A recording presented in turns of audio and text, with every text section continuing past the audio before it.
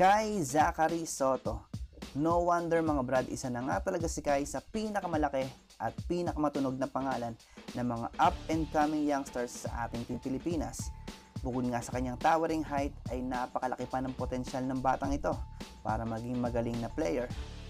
Kaya naman may mga USNCAA schools na nagpahayag ng interes maging ilang pro teams sa Europe kagaya nga ng Real Madrid na makuha ang serbisyo ng ating prize 7'1" youngster na si Kai Soto. Isa nga itong napakalaking opportunity para kay Kai dahil bibihira naman talaga para sa isang Pilipino na makakuha ng pansin at ganitong offers mula sa ibang bansa.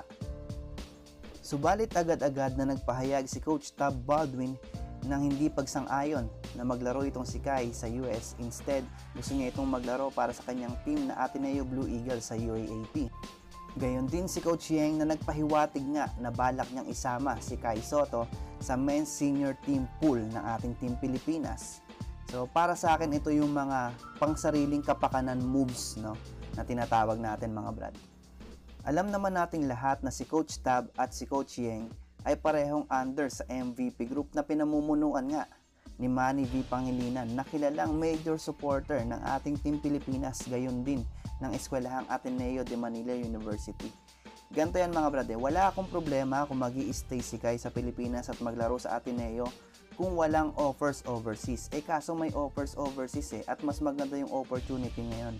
Paano nga kung si Coach Tab ay makakuha ng offer sa ibang bansa naman at iwanan ng Ateneo? Paano na lang yung magiging development ni Kai? May mga ilan na rin tayong mga local born players gaya ni Japet Aguilar na nakapaglaro para sa Western Kentucky University sa USNCAA but unfortunately hindi nakatawid sa NBA. At andyan din si Kobe Paras na isang 4-star recruit ng Creighton University Blue Jays out of high school na nagkaroon ng mga ilang major wrong decision makings, no? Kaya nga ngayon ay nasa Pilipinas na siya at nakatakdang maglaro para sa University of the Philippines Fighting Maroons. Ngayon ay puntahan naman natin yung mga positive side pag naglaro si Kai overseas. Una dyan yung level of competition. Alam naman natin napakataas ng kompetisyon overseas kumpara sa Pilipinas. Sumunod ay yung training program and development ng mga players. Mas advanced nga yung programs nila at saka development kumpara sa Pilipinas. Gayon din yung knowledge na maibibigay ng coach at yung experience na makukuha niya sa mga kompetisyon na yon. At syempre, yung NBA dream na mas napalapit nga siya pag naglaro siya overseas, lalo nga sa USNCAA, instead na mag-dominate sa Pilipinas. So, ano sa tingin niyo mga brad? Dapat nga bang tanggapin ni Kai Soto yung offers overseas o magstay siya sa Pilipinas at maglaro? Malamang sa Ateneo de Manila University.